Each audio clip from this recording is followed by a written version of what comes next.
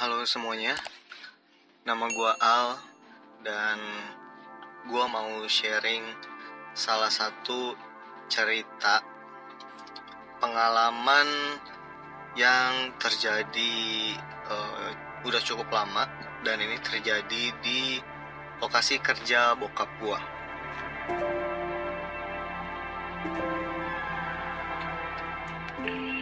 Jadi bokap gue itu dulu bekerja di salah satu perusahaan pertambangan emas yang cukup besar di Indonesia. Mohon maaf gue nggak bisa sebutin spesifik nama perusahaannya apa karena bakal langsung ketahuan posisinya di mana. Kejadian ini terjadi, gue lupa persisnya tahun berapa, cuman yang jelas saat itu gue masih SMP dan sekarang umur gue 26 tahun. Jadi ya udah cukup lama sih. Jadi gini, model pertambangannya itu seperti galian yang sangat dalam sekali. Jadi galian vertikal ke bawah gitu. Kalau kalian ngebayangin, jadi kayak bentuk kerucut ke bawah ya. Dan itu diameternya besar sekali. Diameternya itu ya hitungannya udah bukan meter lagi, hitungannya udah kilometer. Dan ke bawah itu dalam banget, kayak ratusan meter di bawah permukaan laut. Dan untuk bisa ke bagian paling bawah tambangnya itu harus naik mobil. Jadi galiannya itu bukan galian yang lurus kerucut dari atas sampai bawah ya, tapi lebih kayak tangga berundak banyak banget gitu sampai bawah.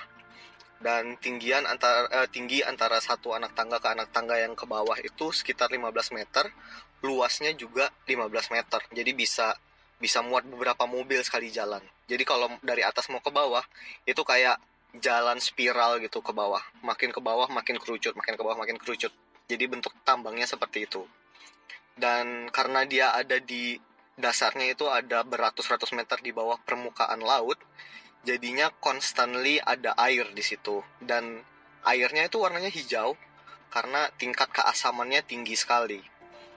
Untuk ngasih gambaran ke kalian tingkat keasamannya, bokap gue tuh udah ganti HP 3 kali selama kerja di sana, gara-gara HP dia itu dikalungin di leher, dan saat dia mau ngecek tingkat keasaman atau tingkat pH dari air itu, dia kan harus turun ke paling bawah dan dia harus jongkok di dekat air itu dan masukin alat tesnya kan. Nah kadang dia tuh nggak sadar, HP-nya tuh nggak dimasukin ke kantong, jadi cuma ngegantung doang gitu, terus HP-nya nyelup ke si airnya itu. Jadi pas dia berdiri, itu HP-nya udah hilang setengah.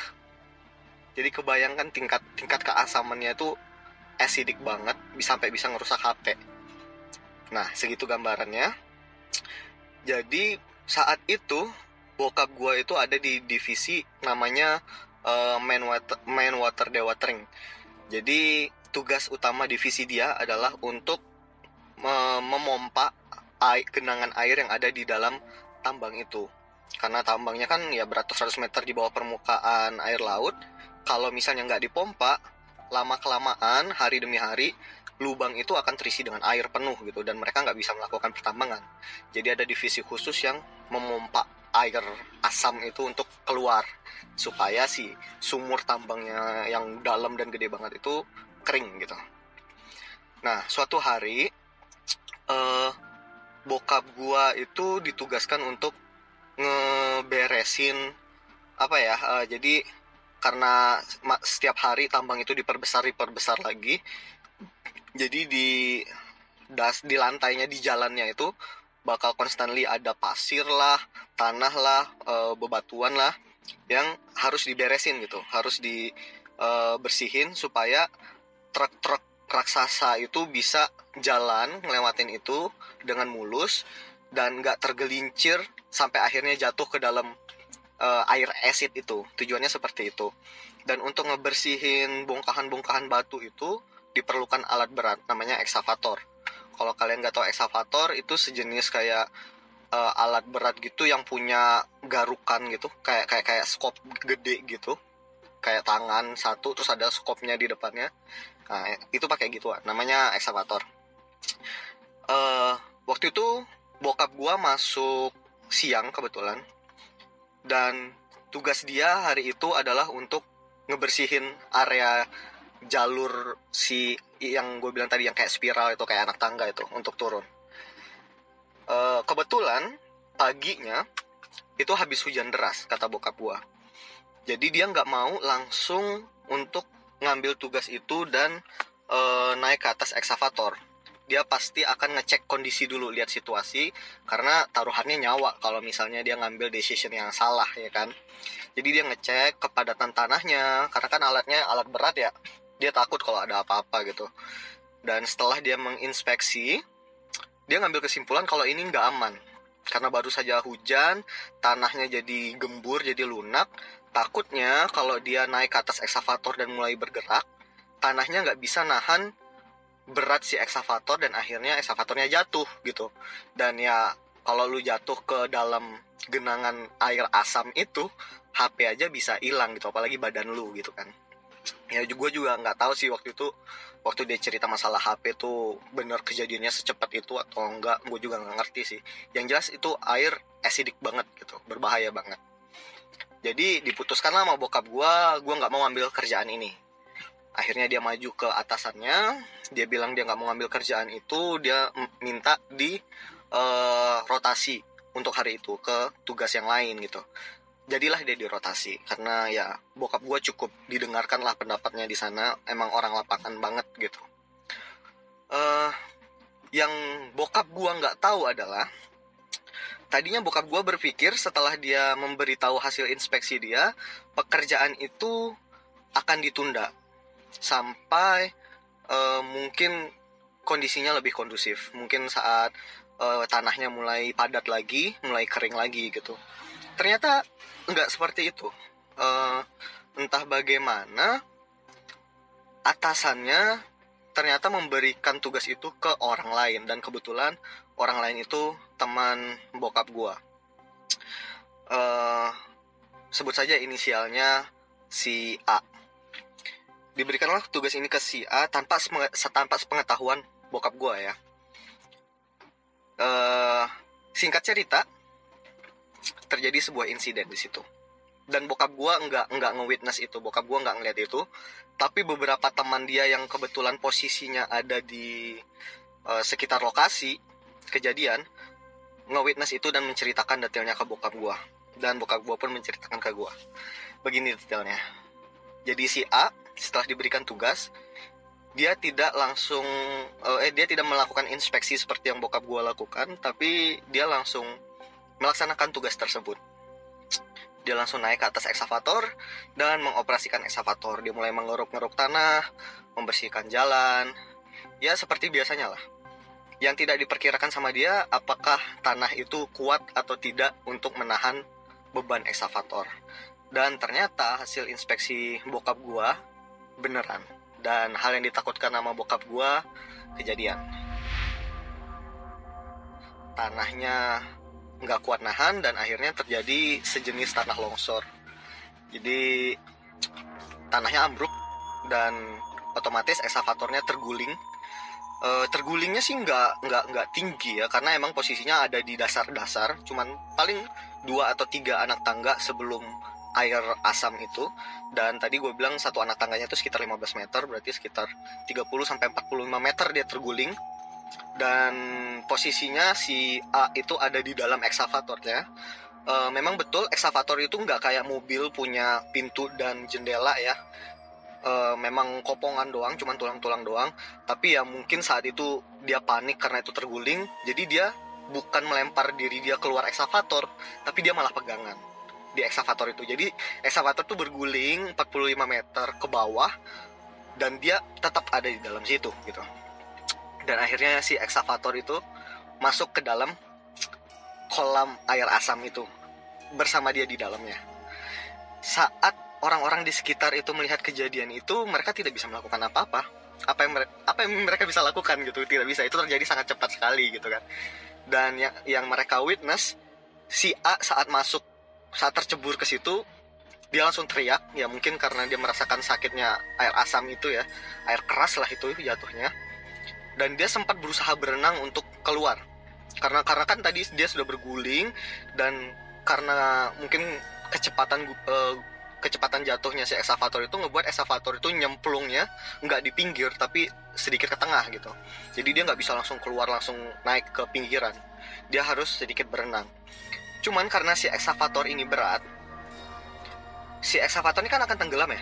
Si eksavator ini tenggelam, dan airnya itu kan nggak seringan air biasa. Airnya itu bermineral sekali dan agak kental lah gitu airnya. Jadi saat eksavatornya itu jatuh ke bawah semakin tenggelam, dia itu ikut terhisap ke dalam. Dia yang sedang berusaha berenang ke tepian itu, si A, ikut terhisap ke dalam, sampai akhirnya dia tenggelam, masuk ke dalam, dan dia nggak muncul-muncul ke permukaan. Semua orang panik, semua orang nggak tahu harus ngapain, sampai dikeluarkan red code, red alert, semua operasi dihentikan.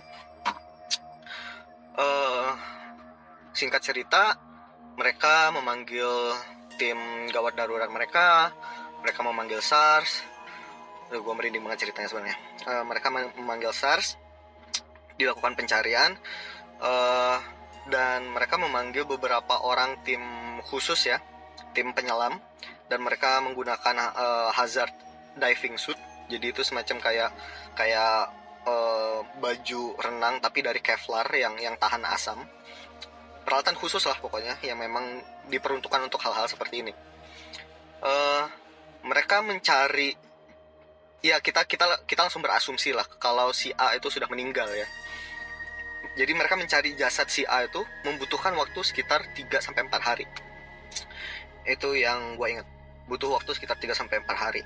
Dan menurut keterangan dari tim SARS yang menyelam, jarak pandang mereka di dalam itu hanya 0,5-1 meter saja, karena airnya berwarna hijau dan cukup kental. Jadi kalau lu bayangin lu masuk ke dalam kolam berenang, tapi lu cuma bisa ngelihat 1 meter ke depan, karena lu pakai senter yang ada di kepala lu.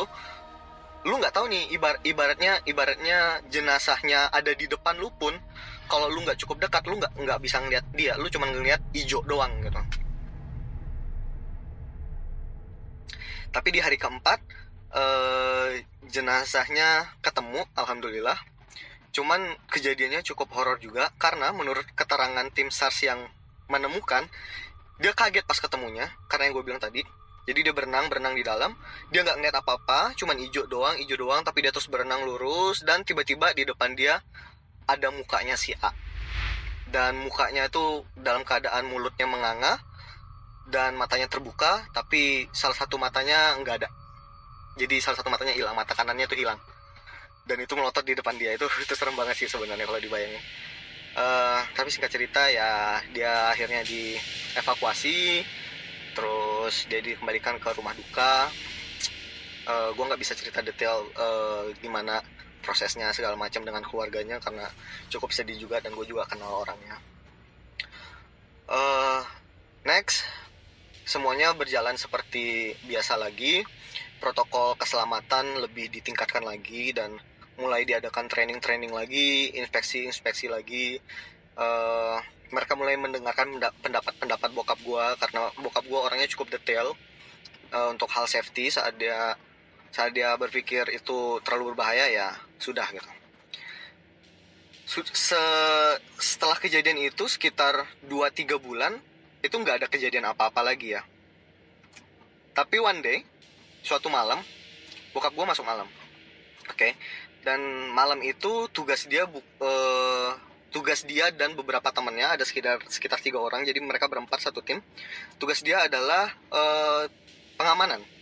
Jadi ada bagian hutan gitu di pertambangan situ, di mana sirkuit alat-alat mereka seperti pompa dan segala macam itu berada gitu. Jadi kayak ada banyak gudang-gudangan, ruang-ruangan sirkuit, ruang control panel itu ada di situ. Dan itu di tengah-tengah hutan posisinya. Dan malam itu tim bokap gua 4 orang bertugas menjaga di situ. Oke. Saat sekitar jam 1 malam, mereka dapat giliran untuk makan malam ya. Jadi ada tim khusus yang mengantarkan makan malam. Salah satu dari mereka harus menjemput makanan tersebut di meeting point, dan bokap gua yang ditunjuk. entah apa yang ada di pikiran bokap gue, dia berpikir untuk ngerjain teman-temannya.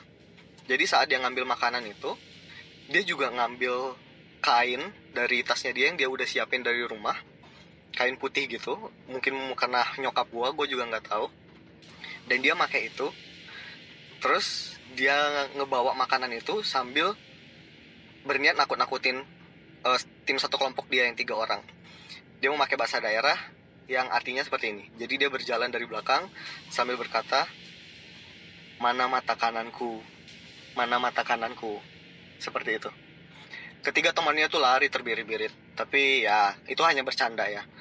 Dan ya akhirnya mereka hanya guyon-guyon biasa, saling ngata-ngatain dan makan lagi sambil mengenang teman mereka itu. Terus salah satu dari mereka nyeletuk lagi, kalau seandainya dia benar-benar datang ke sini dan nyari, serem kali ya, gitu. Ya kalau dibayangin emang serem. Terus sekitar jam 2:30 malam, bokap gua sakit perut dan izin untuk ke toilet yang ada di salah satu bangunan kontrol panel. Jadi bokap gua pergi dan ninggalin temannya bertiga ini ngobrol ngalur ngidul gitu, karena mereka nggak ada kerjanya benar-benar cuma ngawasin doang in case ada something happen gitu. Tiba-tiba ada suara kresek-kresek dari salah satu sudut semak-semak, suara kresek-kresek, dan mereka nggak terpikir apa-apa ya, mungkin karena sebelumnya udah dikerjain sama bokap gua gitu. Ada suara kresek-kresek dan terdengar suara laki-laki berbicara dalam bahasa daerah setempat yang artinya, kembalikan mataku, mana mataku, kembalikan mataku.